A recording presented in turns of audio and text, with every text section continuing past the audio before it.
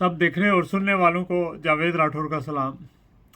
दोस्तों, ये तो आप सबको मालूम है कि इंसान की जो फिज़िकल बॉडी है वो कई अज़ा पर मुश्तमिल है, जिसमें हाथ हैं, पाँव हैं, टांगें हैं, आँखें हैं, कान हैं, नाक हैं, और हर अज़ू जो है इंसान की शख्सियत के लिए, उसको सेहतमंद रहने के लिए ज़रूरी होता है और उसका प्रॉपरली काम करना ज़रूरी होता है।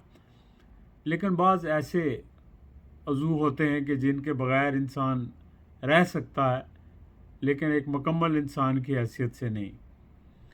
तो इसी तरह जो रियासतें होती हैं, जो मुल्क होते हैं, वो किसी एक अदारे पर मोहित नहीं होते। ना महज फ़ौज की बुनियाद पर कायम रह सकते हैं, ना महज अवाम की बुनियाद पर कायम रह सकते हैं, ना महज पार्लियामेंट की बुनियाद पर कायम रह सकते हैं, ना जुडिशरी की बुनियाद पर कायम रह सकते हैं, और ना ही महज सहाफ़त की बुनियाद पर कायम रह सकते हैं। बल्कि रियासत के भी सारे अहम जुज़्व होते हैं और उन जुज़्व को मिलाकर रियासत बनती है, जो किसी ख़ित्ता ज़मीन पर होती है। लेकिन जब रियासत के अक्सर अदारे और अहम अदारे, जैसा कि रियासत के 3 अहम अदारे हैं, पहला है पार्लियामेंट और मकानना, दूसरा है जुडिशरी, और तीसरा है आपकी एग्जेक्टिव इंतज़ामिया, जिसमें आप फ़ौज भी शामिल कर लें, ब्यूरोक्रेसी भी शामिल कर लें, हुकूमत भी शामिल कर लें, और चौथा कहा जाता है कि सहाफ़त है। अब मुल्क पाकिस्तान में इन 4 अदारों का अहाता करें तो न सिर्फ इन अदारों के दरमियान तकसीम है और तज़ाद है, बल्कि इनके अंदर भी तकसीम दर तकसीम हो चुकी है। आप मकानना को ले लीजिए कि पाकिस्तान की जो मकानना है, जो पार्लियामेंट है, वो आधी तो है ही नहीं है, वो आधी खाली है, और जो बाकी है वो भी मुख्तलिफ़ बोलियां बोलने वाले, सारे वो लोग जिनका आपस में कोई नज़रिया नहीं मिलता, वो सारे इकट्ठे हैं, यानी एक चूं चूं का मरबा है, और पार्लियामेंट मुकम्मल नहीं है। मुकम्मल तौर पर पार्लियामेंट तकसीम है। और फिर आपकी जुडिशरी है, जो जुडिशरी का हाल आपके सामने है कि जुडिशरी भी तकसीम दर तकसीम हो गई है। अब पहले तो सुना था कि चीफ जस्टिस साहब सो मोटो लिया करते थे, लेकिन अभी एक और जज साहब ने ले लिया, फिर सुप्रीम कोर्ट ने उनके सो मोटो को मुस्तरद कर दिया, फिर उन्होंने दोबारा उसके आर्डर दोबारा जारी कर दिए। तो यानी तकसीम दर तकसीम आपकी जुडिशरी में भी हो गई, अदलिया में भी हो गई। फिर आपकी हुकूमत है। हुकूमत के अंदर तो ज़ाहिर है कि जो लोग हुकूमत में हैं उनका एक नुक्ता नज़र है, जो ऊपर वाले हैं, बाकी नीचे वालों ने तो मजबूरन मानना होता है, चूँकि उनको नौकरियां करना होती हैं। लेकिन हुकूमत के अंदर जो अदारे हैं वो भी तकसीम है। इवन के एक ऐसा पहलू मैं आपके सामने लेकर आता हूं कि मैं तो परेशान हो गया ये सुनकर। कल एक साहब मेरे पास आए किसी दूसरी स्टेट से, जो कभी कभी पीटीआई में एक्टिव होते थे। तो मैंने उनसे कहा कि आएँ ऑन कैमरा बात करते हैं पाकिस्तान के हालात पर, आपका क्या रद्द अमल एज आ ओवरसीज़ पाकिस्तानी। तो वो दूर भाग गए। मैंने कहा क्या हुआ? कहने लगे मेरे भाई पाकिस्तान आर्मी में हैं, और उन्होंने मुझे कहा कि बिल्कुल आप पीटीआई से दूर रहो, चूँकि हमारे अदारे ने फ़ैसला कर लिया है कि हमने पीटीआई की रेड लगानी है। और जो पीटीआई के कुछ हमदर्द लोग थे, शायद मेजर रैंक के या कर्नल रैंक के, को 300 से ज़ायद अफसरान, उन्होंने बताया कि उनको या तो फारग कर दिया गया है या खुडे लाइन लगा दिया गया है, और जिनके रिश्तेदार पीटीआई में हैं। तो मुझे कहा कि आप बिल्कुल कैमरे से दूर रहो, वरना हमारी नौकरी चली जाएगी। यानी वो लोग जो फ़ौज के अंदर हैं, अगर वो पीटीआई के हामी हैं तो उनके ऊपर भी बहुत बुरा वक्त आया हुआ है।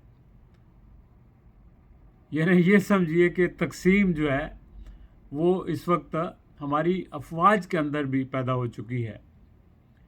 اور जब इस हद तक तकसीम पैदा हो जाए तो ये समझें कि आपके जो है ना हर जो आपकी बॉडी का के जो भी अज़ा हैं वो सारे ही काम करना छोड़ दें तो फिर आपका ज़िंदा रहना मुहाल हो जाता है।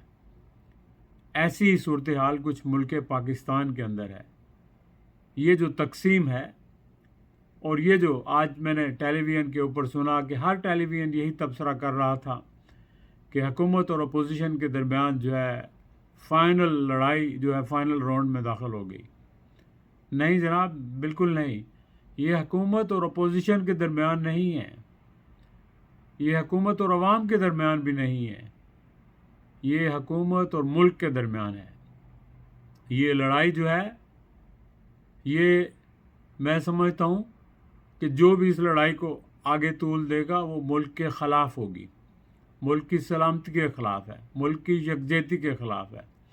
अगर मुल्क को कायम रखना है तो इस लड़ाई को बंद करना होगा, और बंद करने का एक ही तरीका है कि आप आइन और कानून को सारे लोग अमल करें, उसके ऊपर उसका एहतराम करें। अगर आप आइन का एहतराम नहीं करेंगे तो फिर जंगल का जब कानून होगा तो हर शख्स अपनी मनमानी करेगा, हर शख्स अपनी ज़िद पर कायम रहेगा और हर शख्स, हर अदारा अपने अना के खौल से बाहर नहीं निकलेगा। तो फिर जनाब कोलिजन होगा, एक्सीडेंट होगा, बड़ा ख़तरनाक होगा। ऐसा होगा कि जिसके अंदर बहुत कुछ खोया जा सकता है। आप मुल्क की सलामती को दाव पर लगा सकते हैं। जब आप इस काबिल हो जाएंगे, आप उस जगह पर पहुंच जाएंगे, तो फिर क्या आपके दुश्मन इसका फ़ायदा नहीं उठाएंगे? आप भूल गए कि 71 में क्या हुआ था। आपने जब अक्सरियत को तस्लीम नहीं किया था, उनको गद्दार कहा था, तो उनकी मदद के लिए मुक्ति बानी आ गई। आज एक मुक्ति बानी नहीं है, कई मुक्ति बानी हैं, खुफिया तौर पर काम कर रही हैं आपकी यकजहती को ख़त्म करने के लिए, आपके मुल्क की सालमियत को ख़त्म करने के लिए। लेकिन आप लोगों को इसका अदराक नहीं है। क्यों नहीं है? कि आप बहरे हो चुके हैं, आप अंधे हो चुके हैं, आपकी आंखों पर पट्टी बंधी है, आपके कानों में कोई मैल आ गई है, बहरे हो गए हैं। सिर्फ और सिर्फ अपनी ज़ातियात के लिए, अपनी नाक से आगे नहीं देख सकते। आप सिर्फ अपनी सियासत बचाने के लिए, अपना इक़्तिदार बचाने के लिए, अपनी अना बचाने के लिए आपने मुल्क की सलामती को दाव पर लगा दिया है और गरीब को इतना बेबस कर दिया है कि वो मुफ्त आटे के लिए लाइनों में लगकर 20 से ज़्यादा लोग अपनी जानें गंवा बैठे हैं। इससे ज़्यादा शर्म की बात कौन सी हो सकती है? मैं कहता हूँ कि इसका ज़िम्मेदार कौन है?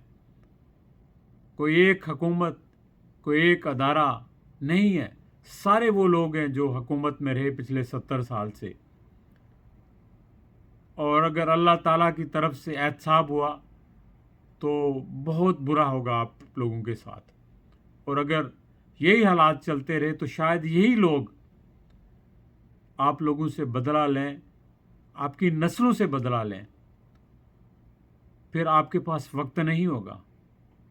फिर आप जो बड़ी बड़ी दीवारें, फसीलें बनाई हैं आपने महल्लात के आगे, जो प्रोटोकॉल्स हैं, ये सब ख़त्म हो जाएंगे। ये ना समझें कि टैंक आपको बचा लेंगे, असला आपको बचा लेगा, पुलिस आपको बचा लेगी, फ़ौज आपको बचा लेगी। नहीं, जब आता है ना नज़ा का वक्त तो रूह ने परवाज़ करना होता है।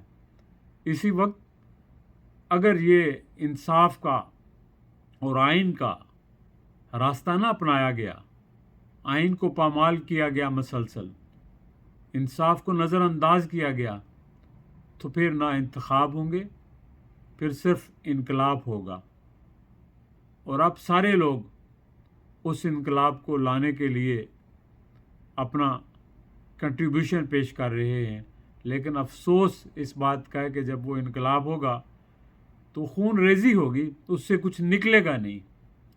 सिर्फ लोगों की जो भड़ास है वो निकलेगी, इसके अलावा कुछ उससे निकलता नज़र नहीं आता। आप लोग सारे तबाही की तरफ जा रहे हैं। खुदा के लिए अपने ऊपर नहीं तो अपनी नस्लों के ऊपर रहम कीजिए। इस रमज़ान के महीने में आप अल्लाह ताला से माफ़ी मांगिए अपने गुनाहों की, अपने रवैयों की, और अपनी सोचों को दुरुस्त कीजिए। किसी चीज़ को अना का मसला ना बनाएं। जो भी जहाँ जहाँ खड़ा है एक कदम पीछे हटे। मुल्क के लिए, आप मुल्क के लिए क्यों नहीं बैठ सकते? अगर आपका कोई ज़ाती मसला नहीं है तो फिर बैठने में हर्ज क्या है? आप इसीलिए नहीं बैठते कि आपके मफादात ज़ाती नोयत के हैं, आपकी फैमिलीज़ के मफादात हैं, आपके फाइनेंशियल मफादात हैं। लेकिन ये चीज़ें आपको बचा नहीं पाएंगी। उस वक्त से आप डरें, बचें और अपने आप को आप दुरुस्त कर लें। चलें दोस्तों, अपना ख्याल रखिएगा। फिर इंशाअल्लाह आपसे किसी और वक्त गुफ्तगू होगी। खुदा हाफ़िज़।